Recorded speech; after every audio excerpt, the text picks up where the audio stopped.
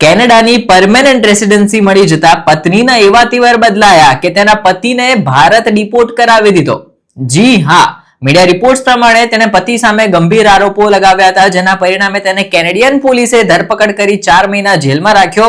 બાદમાં ભારત ડિપોર્ટ કર્યો અને ભારતમાં પણ એને ફરિયાદ કરી હતી, એટલે ભારતથી પણ પોલીસ તેને પકડી ગઈ. તેની સામે પત્નીએ મારપીટ કરવાનો, સાસરી પક્ષ હેરાન કરે છે, પૈસા માંગે છે એવા ગંભીર આરોપો લગાવ્યા હતા. બીજી બાજુ ભારત ડિપોર્ટ થયા પછી પણ તેની મુસીબતોમાં તો વધારો જ થયો હતો. તેવામાં ઘટનાક્રમ ઉપર વિગતે નોંધ લઈએ તો આ કપલ લુધિયાણામાં રહેતું હતું અને અહીં પોલીસ સ્ટેશનમાં 2020 દરમિયાન તેની પત્નીએ કેસ દાખલ કર્યો હતો, જેના આધાર ઉપર ભારત ડિપોર્ટ થતા જ તેના પતિની ધરપકડ થઈ ગઈ હતી. એનઆરઆઈ પોલીસ સ્ટેશને બાદમાં તેને કોર્ટમાં રજૂ કર્યો, જ્યાંથી તેને 7 ફેબ્રુઆરી સુધી લુધિયાણાની જેલમાં મોકલી દેવાયો છે. 2017માં બંનેના લવ મેરેજ થયા હતા. યુવતી લુધિયાણા પાસે આવેલા એક ગામની રહેવાસી હતી. તેની સાથે યુવકને પ્રેમ થઈ ગયો અને પછી બંનેએ એકબીજા જોડે રિલેશનશિપ રાખી અને પછી લવ મેરેજ કરવાનું મન બનાવી લીધું હતું.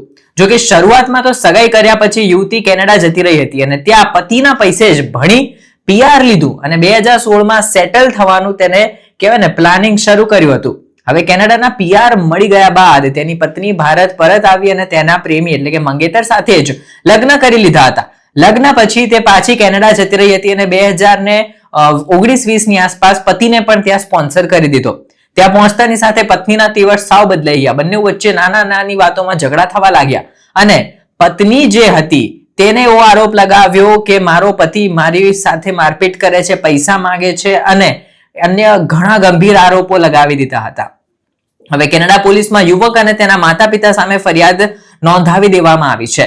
બાદમાં યુવતીએ લુધિયાણામાં એનઆરઆઈ પોલીસ સ્ટેશનમાં ઈમેલ કરીને પણ ફરિયાદ દાખલ કરી દીધી હતી, જેથી કરીને 2021માં યુવકના માતા પિતાની ધરપકડ પણ કરવામાં આવી હતી અને બાદમાં તે લોકો જામીન પર છૂટી પણ ગયા હતા.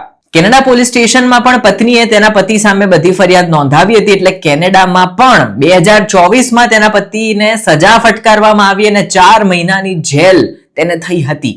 બાદમાં કેનેડિયન સરકારે એના પતિને ડિપોર્ટ કરી દીધો. હવે પંજાબ આવતાની સાથે જ પોલીસે ત્યાં પણ એના પતિની ધરપકડ કરી. આવી રીતે ભારતમાં થયેલા પ્રેમનો કેનેડામાં દુઃખદ અંત આવ્યો અને પત્નીએ તો નિર્દયતાથી એના પતિ સામે જે આરોપો લગાવ્યા, હવે પતિએ વસ્તુ કરી છે કે નથી કરી એ તો હજી આરોપો છે. પોલીસે અત્યારે પૂછપરછ શરૂ કરી છે. બાદમાં ખબર પડશે કે એક્ઝેક્ટલી આ પતિ પત્ની વચ્ચે એવું તો શું થયું કે પત્નીએ તેને કેનેડાથી ડિપોર્ટ કરાવી દીધો.